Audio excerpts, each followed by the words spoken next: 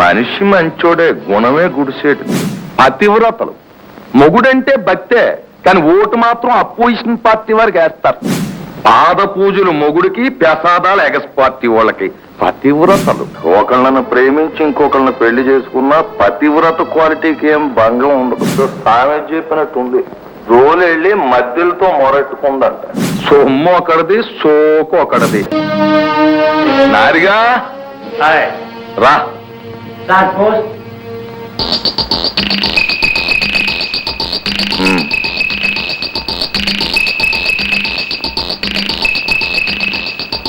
Parcel ఎక్కడి నుంచి వచ్చిందంటావబ్బా? అవును రోయ్, మన మినిస్టర్ గారు పంపించి ఉంటాడు. మొన్న ఆ మధ్య హైదరాబాద్ వెళ్ళినప్పుడు డిన్నర్ కి పిలిచాడు.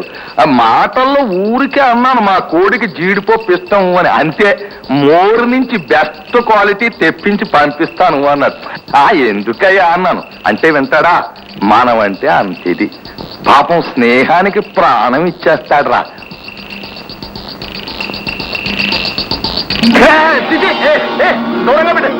ఏంటి ఏమిట్రా ఇది? బొచ్చు బాబు, కోడి బొచ్చు.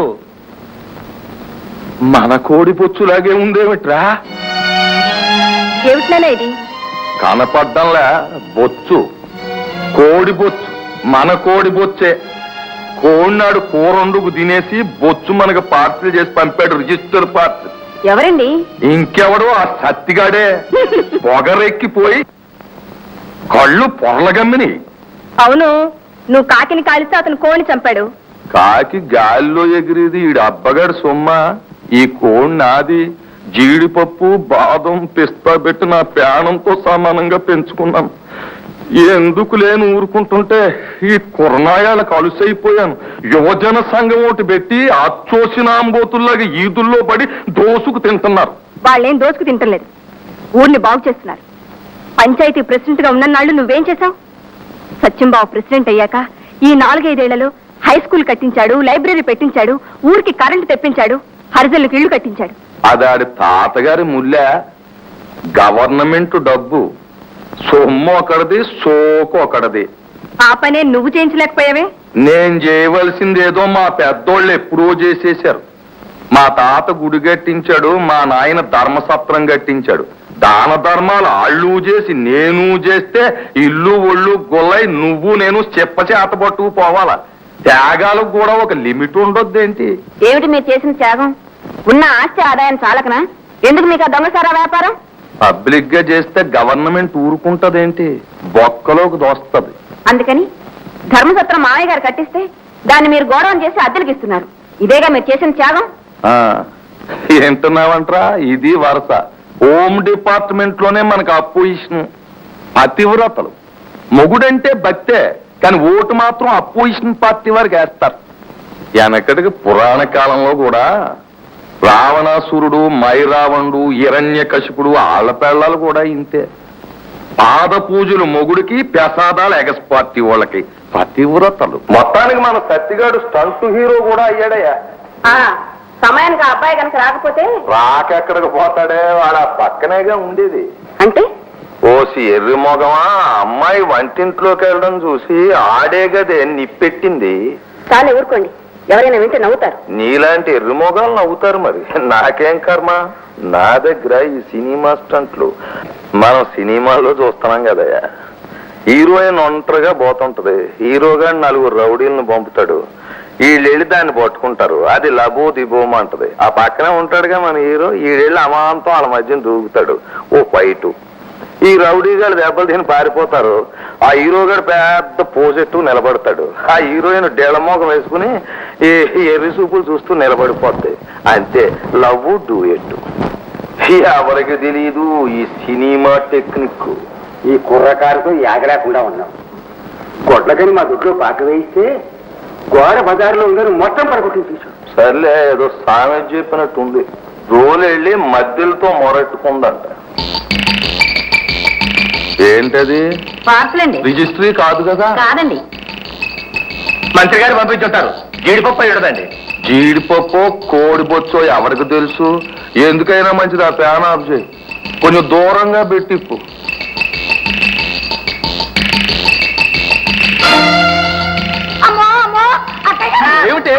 సుబ్బమ్మ. అవి ఏమీ లేదు బావగారి రాసనేమో సుబ్బమ్మ, ఇలా ఇచ్చు. సుబ్బమ్మ, ఇలా ఇచ్చు. సుబ్బమ్మ, ఇలా ఇచ్చు. ఇలా ఇచ్చు. ఒరేయ్, దాన్ని ఇలా మాలై.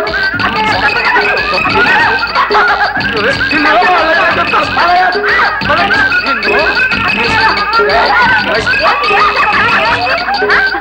నిన్ను. బావగారి రాసనేమో ఏంటి అలా తిట్టుకుంటున్నా? ఇది పతివ్రతలు చూసి ఫోటో కాదు. ఏమిటండి ఏదో సంబంధాలు మాట్లాడుతున్నట్టున్నారు ఎవరికి? నాకే. ఏం నీకనుకున్నావా? చాలండి మీ సరసం. లేకపోతే వయసు వచ్చిన పిల్లని ఇంట్లో పెట్టుకుని సంబంధం ఎవరికి అని అడుగుతున్నావు. నీకు అసలు బుద్ధి ఉన్నదా? అందుకే చెబుదామని వచ్చాను. సావిత్రి ఈ సంబంధం చేసుకోదట. ఏమి? దానికి ఇష్టం లేదట. దానికి ఇష్టం లేదా? నీకిష్టం లేక దాని మీద పెడుతున్నావా? నాకే ఇష్టం లేదు. ఈ సంబంధం ఇష్టం లేదా? అసలు పెళ్ళే చేసుకోవా? చేసుకుంటాను. సత్యం బావనే చేసుకుంటాను. ఓహో, అదా. ఏంటి ఆళ్ళు అంత స్పెషల్ క్వాలిటీ? నేను అతన్ని ప్రేమించాను. ఓ అంతే కదా, అంతకు మించి ఏమీ అడ్వాన్స్ అవ్వలేదు కదా.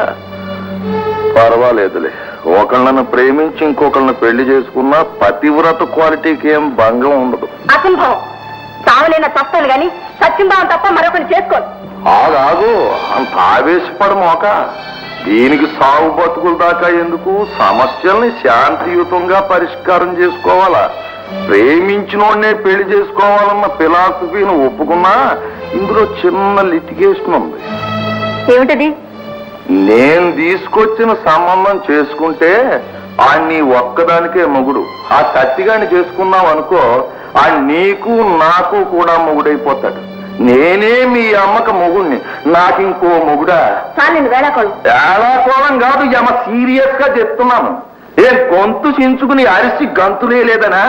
అది మన ఫిలాసఫీ కాదు, మనదంతా శాంతియుత పరిష్కారం. అసలు నా ఫిలాసఫీయే నీకు అర్థం కాలేదు.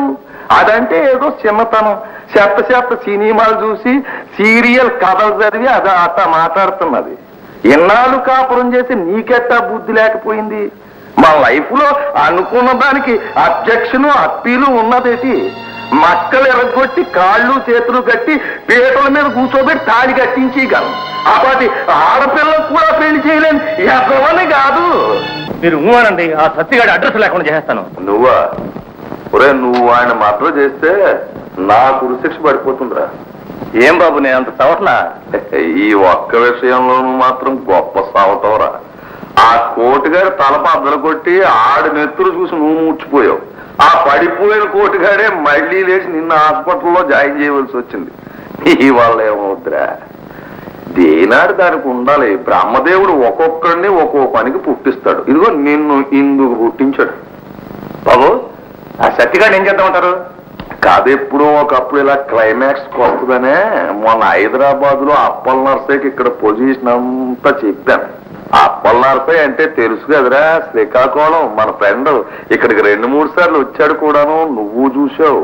అప్పల్ నర్సయ్య గారు నాకు విరిగిపోవడం ఏంటండి? ఒక ఫుల్ బట్టలు నీళ్లు లేకుండా గటగట కొట్టేసి 2 కోళ్ళు నందుకునేవాడు.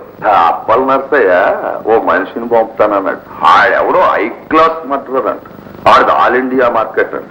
వాడమ్మ కడుపు చల్లకుండా ఓల్ ఇండియా మొత్తం మీద ఇప్పటికప్పుడే 70-80 కూనీలు చేశాడంట. ఒకదానికి ఆచూకి అజా అయిపు ఆనవాలు సాక్ష్యం ఏమీ లేవంటరా. మరి మంత్రమే వేస్తాడు, మాయే చేస్తాడు. ఆ మహానుభావం చూడాలని బాబు, ఎప్పుడు వస్తాడో? వస్తాడు. ఇక్కడ సత్తిగాడికి మూడినప్పుడు ఆడు వస్తాడు. ఈ లోగా మరి వస్తాడా? నిజమే. మరి పోషణ లేకపోతే ఏం చేస్తాయి పాపం పోక. పూర్వం అంటే జమీందారులు మహారాజులు అలాంటి కళలను పోషించేవారు. వాళ్ళు లేరు గనక ప్రజలే పోషించుకోవాలా. నువ్వే ఓ 10 మంది శిష్యులను తయారు చేయి. నీలాంటి వాళ్ళు ఒక 100 మందిని తయారు చేసి ఈ దేశం మీద వదిలేసావంటే ఫ్యామిలీ ప్లానింగ్ అవసరం ఉండదు. పాపులేషన్ ప్రాబ్లం ఆటోమేటిక్ గా పరిష్కారం అయిపోద్ది. అయితే